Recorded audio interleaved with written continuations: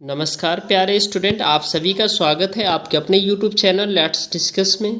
प्यारे स्टूडेंट, आज हम पढ़ने और समझने वाले हैं क्लास 9th का सब्जेक्ट साइंस का कंप्लीट सिलेबस। ठीक है, जो ये हमारा सेशन 2021 से 22 के बीच में हमारा जो सिलेबस क्या रहने वाला है। ठीक है डियर स्टूडेंट, जब आप ऑफिशियल वेबसाइट पे जाएंगे, डीओई के वेबसाइट पे जाएंगे, तो वहाँ अभी भी यही लिखा हुआ 2020 टू 21।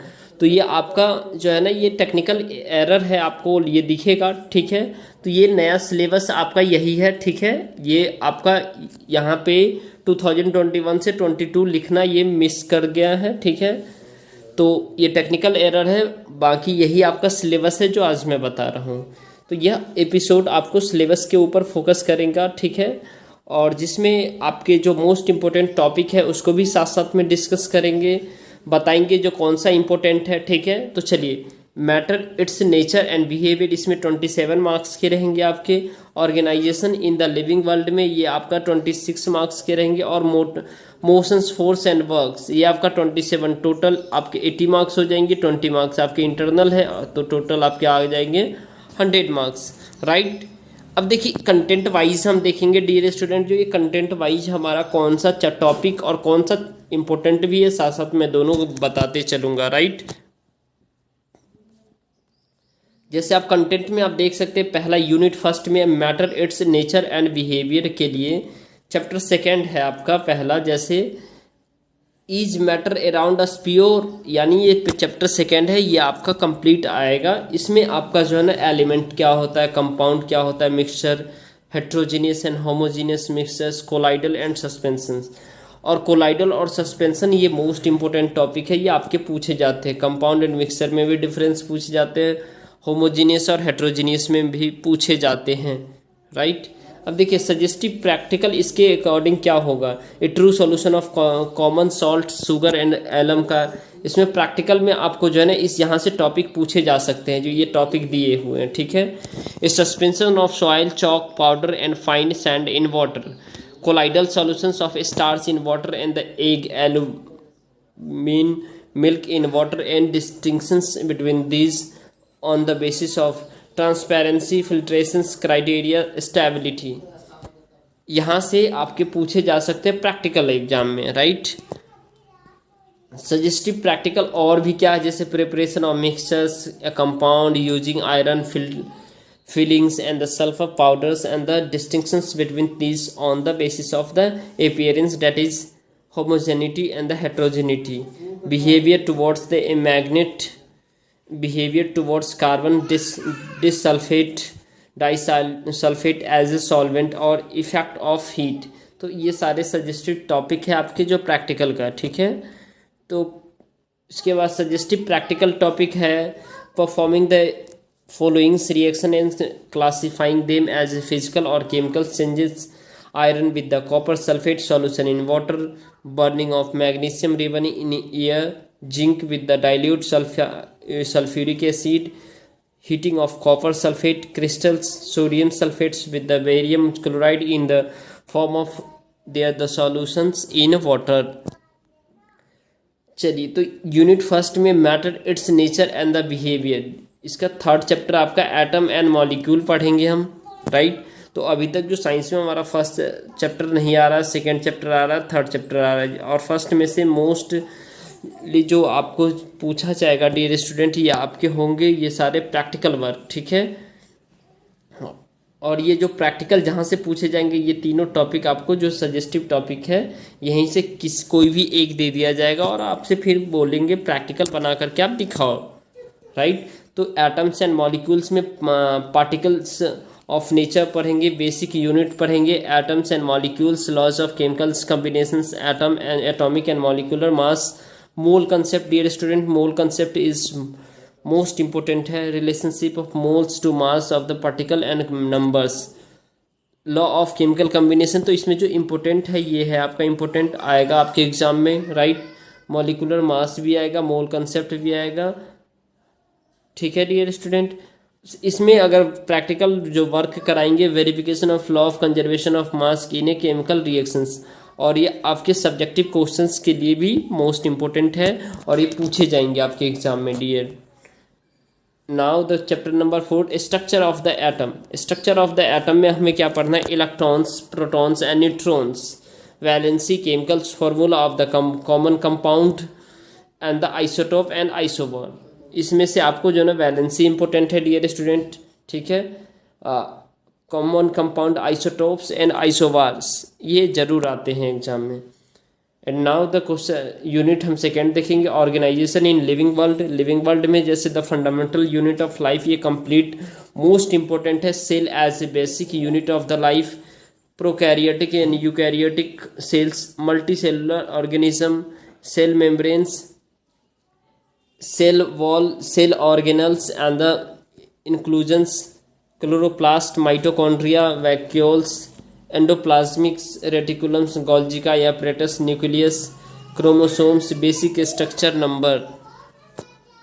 तो ये सारा जो है ना, इसमें आपको इम्पोर्टेंट क्या है डियर स्टूडेंट, प्रोकैरियोटिक और यूकैरियोटिक में डिफरेंस क्या है, सेल का डेफिनेशन क्या है, साथ साथ में जो है ना प्लांट सेल और एनिमल सेल में दोनों में डिफरेंस क्या है, गोल्जी का एपरेटस क्या होता है, न्यूक्लियस, क्रोमोसोम, इस सब का स्ट्रक्चर जो बना करके आपको माइटोकॉन्ड्रिया को लाइसोसोम पावर हाउस क्यों कहा जाता है, राइट, ये पूछा जाएगा आपसे। तो ये कुछ इंपॉर्टेंट टॉपिक है जो मैं आपको इंपॉर्टेंट बताते भी जा रहा हूँ, साथ साथ में आपका सिलेबस भी डिस्कस कर रहे हैं, ठीक है। तो ये चैप्टर यानी 5th चैप्टर कंप्लीट आ रहा है आपका। अब इसमें कुछ प्रैक्टिकल है, stain temporary mounts of a, जैसे अनियन पील है, human cheek cells and to the record the observation and draw their the level diagram. तो ये कुछ डायग्राम है, इसको भी आपको करने हैं, ठीक है।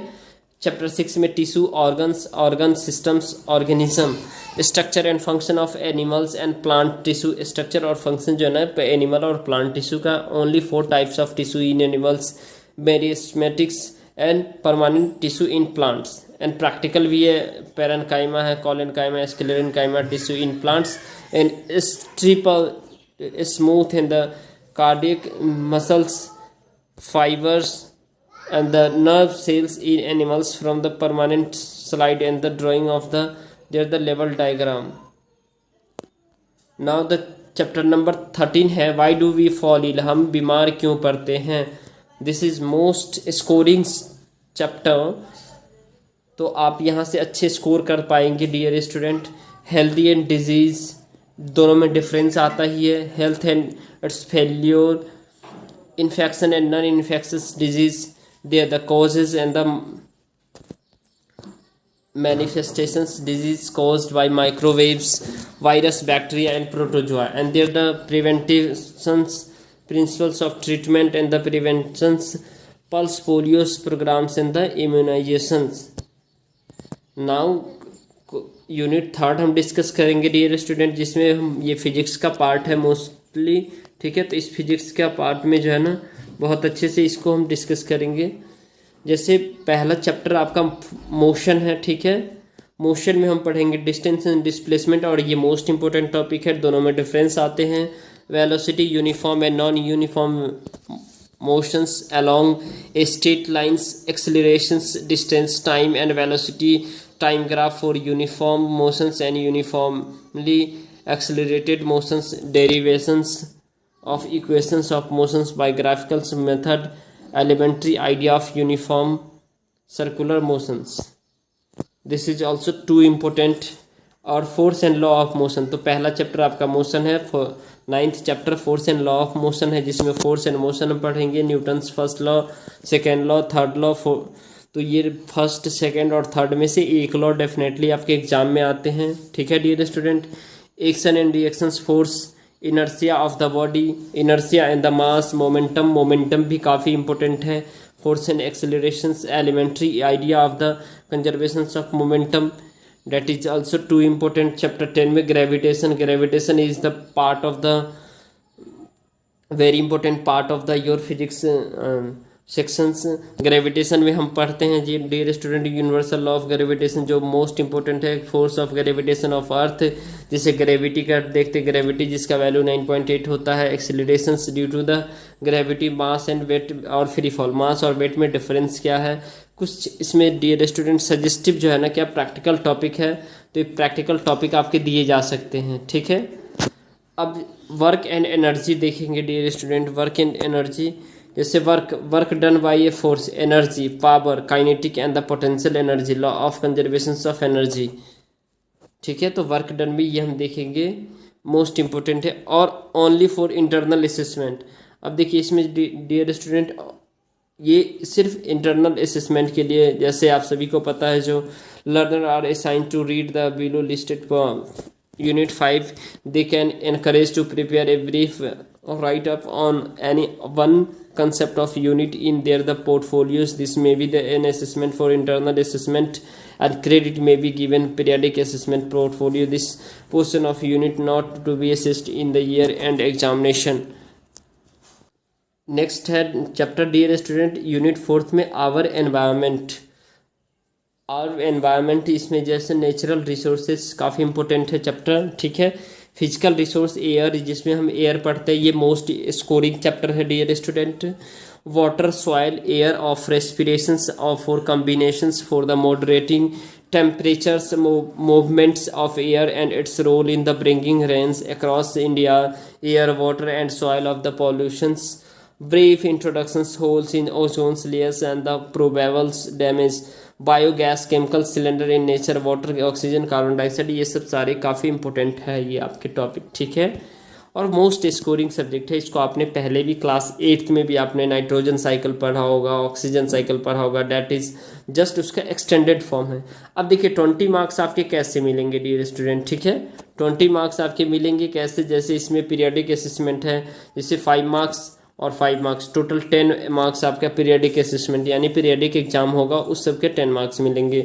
सब्जेक्ट एनरिचमेंट प्रैक्टिकल वर्क यानी कि आपको 5 मार्क्स आपके कॉपी के मिलेंगे और 5 मार्क्स आपके पोर्टफोलियो के मिलेंगे। पोर्टफोलियो क्या होता है, आप टोटल जो एक्टिविटीज होता है उसका कलेक्शन करके रखते हैं, और एंड जैसे आप फाइनल एग्जाम वगैरह दे देते हो उसके बाद आप पोर्टफोलियो देते हैं स्कूल वाले को। ठीक है, स्कूल में आप देते हैं तो तब जा करके आपके 5 मार्क्स इंक्लूड होते हैं। ठीक है, assessment area theory, assessment area जैसे डिमॉन्स्ट्रेट नॉलेज एंड अंडरस्टैंडिंग के लिए 46% आपकी जो 80 मार्क्स के होंगे इसमें आएंगे, यानी कि आपकी अंडरस्टैंडिंग बेस पे जो आप जैसे मैं पढ़ाता हूँ चैप्टर वाइज, तो आप उसमें कितना बेहतर तरीके से समझ पा रहे हो डियर स्टूडेंट, वो अंडरस्टैंडिंग समझने के बाद जो क्वेश्चन पूछा जाता है उस पर जो मार्क्स होगा वो 46% रहेगा। ठीक है, वेटेज।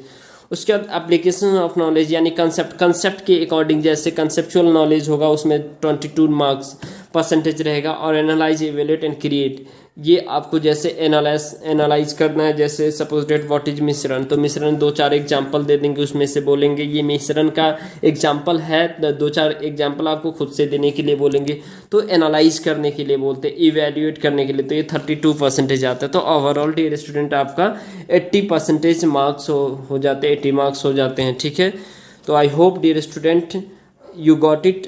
तो चलिए अब फिर हम नेक्स्ट सिलेबस डिस्कस करेंगे, और साथ साथ में आपका 1 तारीख से स्टार्ट हो रहा है सब्जेक्ट साइंस का प्रॉपर वे में। ठीक है डियर स्टूडेंट, तो आप जुड़े रहे, वीडियो के साथ जुड़े रहे और चैनल के साथ जुड़े रहे, और अगर आपको ये वीडियो पसंद आए तो इसको लाइक शेयर सब्सक्राइब करना ना भूलें, उन दोस्तों तक भी हेल्प कीजिए जिन्हें इन सिलेबस की ज़रूरत है। ठीक है, तो thank you, bye bye, take care, have a nice day.